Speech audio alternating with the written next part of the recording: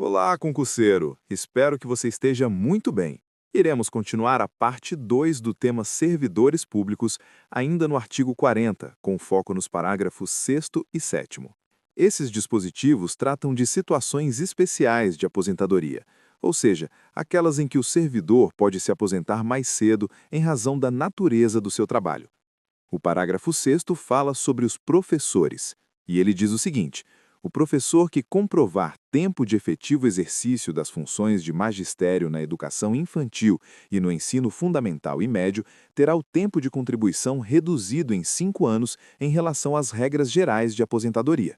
Ou seja, se a regra geral exige 65 anos para o homem e 62 para a mulher, o professor pode se aposentar com 60 e 57, respectivamente, sempre observadas as demais exigências constitucionais e legais.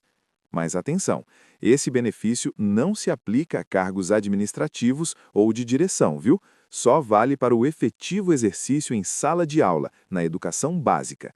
Isso inclui creches, ensino fundamental e médio. Nada de ensino superior. Faculdade não entra nessa conta. Então, pensa comigo, por que essa diferença? É um reconhecimento, né?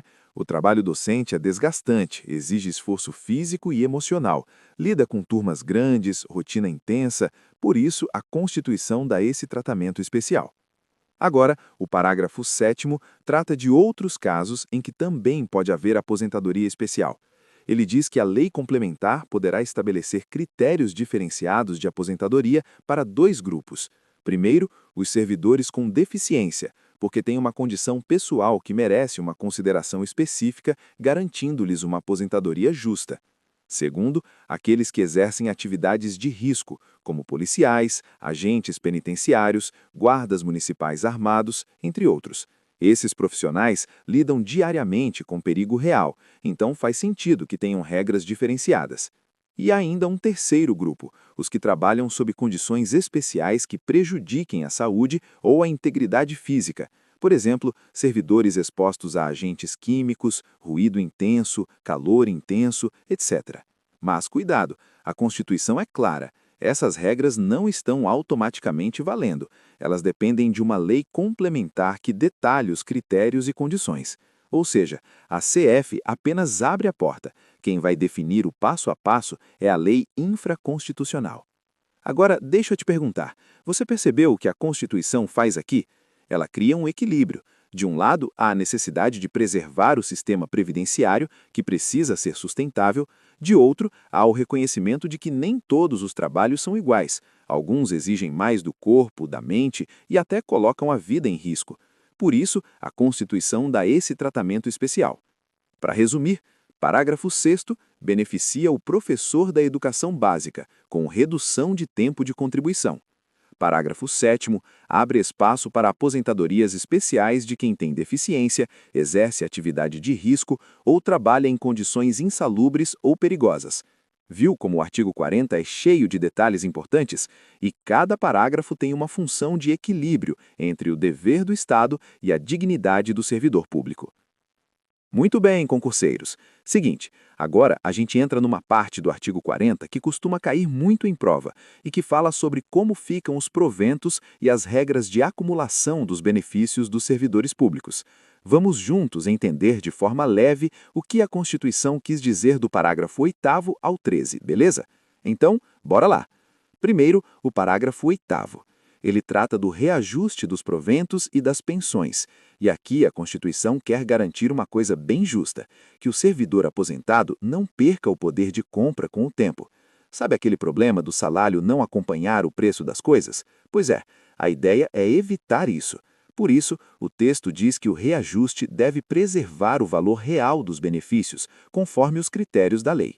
Mas tem mais. Em alguns casos, especialmente de quem se aposentou pelas regras antigas, pode haver a paridade, ou seja, o aposentado tem o reajuste na mesma proporção e na mesma data dos servidores da ativa.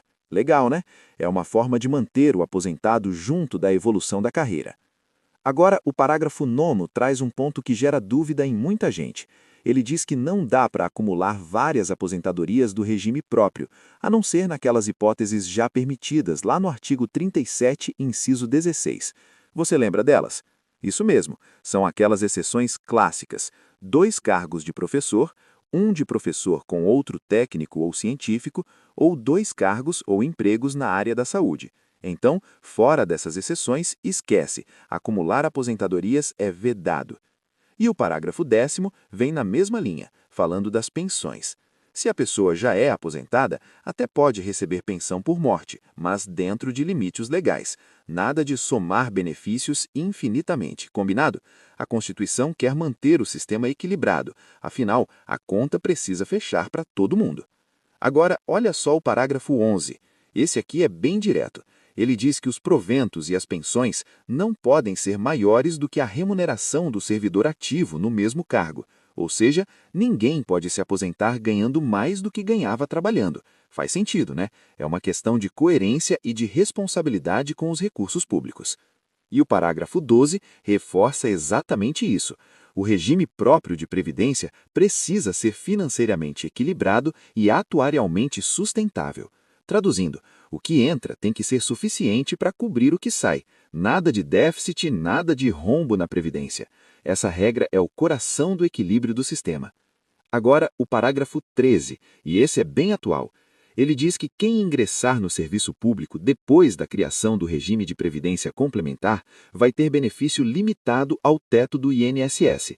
Ou seja, o servidor que entrou depois dessa mudança não se aposenta mais com o valor integral do último salário, como era antigamente. Quer receber acima do teto? Pode, mas aí precisa aderir ao regime complementar, contribuindo a mais. Um exemplo prático. No Serviço Público Federal, esse regime é o da FUNPRESP.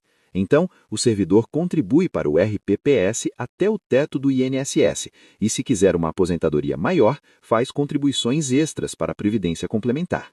Agora, deixa eu te perguntar, você percebeu o que a Constituição faz aqui? Ela cria um equilíbrio. De um lado, há a necessidade de preservar o sistema previdenciário, que precisa ser sustentável. De outro, há o reconhecimento de que nem todos os trabalhos são iguais. Alguns exigem mais do corpo, da mente e até colocam a vida em risco.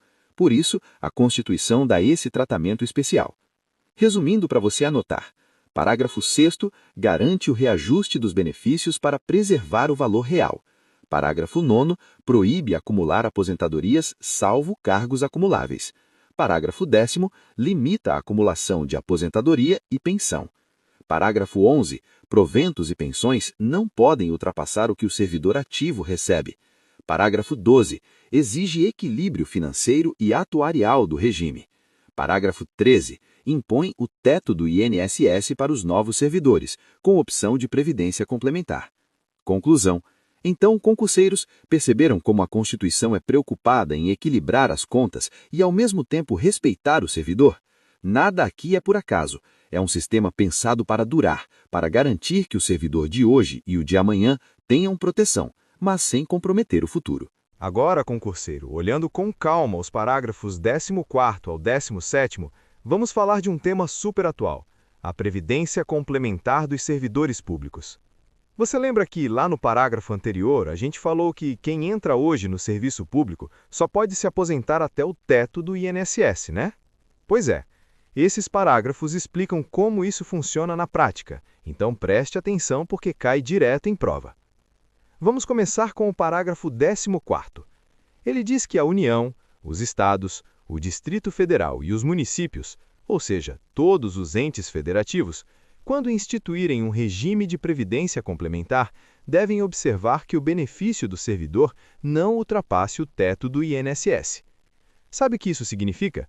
Antes, o servidor podia se aposentar ganhando o último salário integral, sem limites. Hoje, não mais. Se quiser receber acima do teto, ele precisa aderir voluntariamente a um regime complementar, que funciona como uma espécie de segunda camada da aposentadoria. E essa adesão é opcional. Ninguém é obrigado a contribuir além do que garante o teto do INSS. Seguindo para o parágrafo 15º, aqui a Constituição deixa claro que cada ente federativo pode criar seu próprio regime complementar, mas precisa ser feito por lei do Poder Executivo.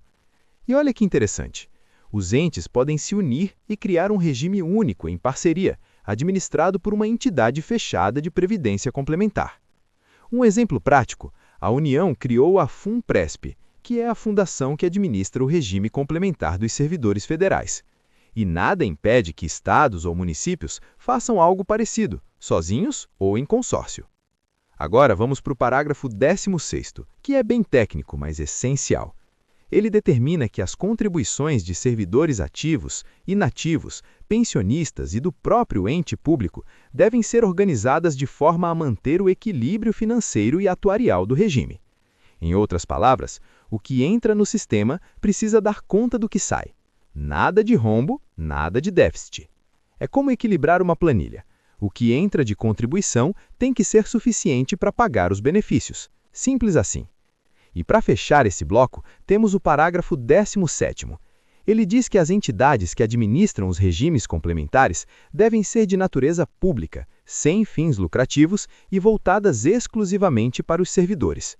Ou seja, o dinheiro do servidor não pode virar lucro para a empresa privada. O foco é proteger o servidor, garantir transparência e manter o sistema estável. Resumindo para você fixar na prova. Parágrafo 14º. Benefícios limitados ao teto do INSS. Adesão voluntária ao regime complementar. Parágrafo 15º. Cada ente pode criar seu regime sozinho ou em consórcio via lei do Executivo. Parágrafo 16º. Contribuições organizadas para manter o equilíbrio financeiro e atuarial do regime. E parágrafo 17º, entidades de previdência complementar devem ser públicas, sem fins lucrativos e só para servidores. Para você pensar e analisar. Viu como a Constituição está tentando equilibrar direitos do servidor e sustentabilidade do sistema? De um lado, protege quem já trabalha. De outro, evita que o sistema quebre no futuro. É uma forma de combinar justiça social e responsabilidade fiscal. Agora os parágrafos 18º, 19º e 20º. Eles são muito importantes porque falam de aposentadoria proporcional, previdência complementar e paridade. Então, bora entender de forma prática e simples. Começando com o parágrafo 18º. Ele trata da famosa aposentadoria proporcional. Sabe o que isso quer dizer? Se o servidor não completou todos os requisitos de tempo de contribuição ou idade, ele ainda pode se aposentar, mas vai receber um valor menor proporcional ao tempo que trabalhou. É tipo aquele ditado, mais vale algo do que nada. E atenção, os detalhes de como calcular essa aposentadoria vêm na lei complementar. A Constituição só define o princípio. Agora vamos para o parágrafo 19º. Ele fala sobre a previdência complementar para os servidores que ingressarem depois da EC 103/2019. Resumindo, esses servidores terão seu benefício limitado ao teto do INSS. Se quiserem ganhar mais, podem aderir ao regime complementar contribuindo de forma voluntária.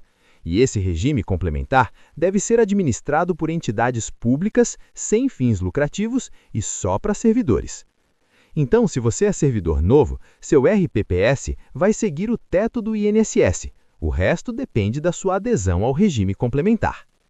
E por último, o parágrafo 20º, que fecha esse bloco. Ele garante que os servidores que entraram antes da reforma, ou seja, antes da EC 103/2019, continuam com paridade. O que é paridade? Significa que seus proventos e pensões são reajustados na mesma proporção e data que os ativos. Dessa forma, quem está na ativa recebe aumento, assim como o aposentado. Isso protege quem já estava na carreira antes da reforma, garantindo que ninguém seja prejudicado pelas novas regras. Resumo para fixar na prova. Parágrafo 18º, aposentadoria proporcional quando não se completam todos os requisitos. Parágrafo 19º, servidores novos têm teto do INSS e podem aderir ao regime complementar, contribuindo de forma voluntária. Parágrafo 20º, servidores antigos mantêm paridade com os ativos. Agora o último assunto para finalizar o parágrafo 21º e 22º. Mas o parágrafo 21º foi revogado pela Emenda Constitucional número 103/2019. Então, concurseiro, vamos para o parágrafo 22º. O parágrafo 22º trata das chamadas regras de transição e aposentadoria proporcional, especialmente quando o servidor tiver tempo de serviço especial. Sabe o que é tempo especial? É aquele período em que o servidor trabalhou em condições que prejudicam a saúde ou a integridade física, como exposição a produtos químicos, ruído intenso ou agentes insalubres. O parágrafo garante que esse tempo possa reduzir o total de contribuição necessário para a aposentadoria. Por exemplo, imagina um servidor que trabalhou 15 anos exposto a agentes insalubres. Graças ao parágrafo 22º, esses 15 anos podem valer um pouco mais, ajudando ele a se aposentar mais cedo do que se fosse tempo comum. Mas atenção, o parágrafo não detalha exatamente como isso vai funcionar. Quem define os critérios e limites é a lei complementar.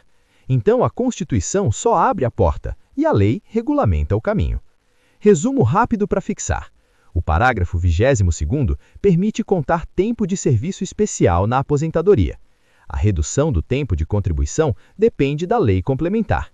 É importante para servidores que trabalham em condições prejudiciais à saúde ou à integridade física. Aqui finalizamos a parte 2 do tema Servidores Públicos.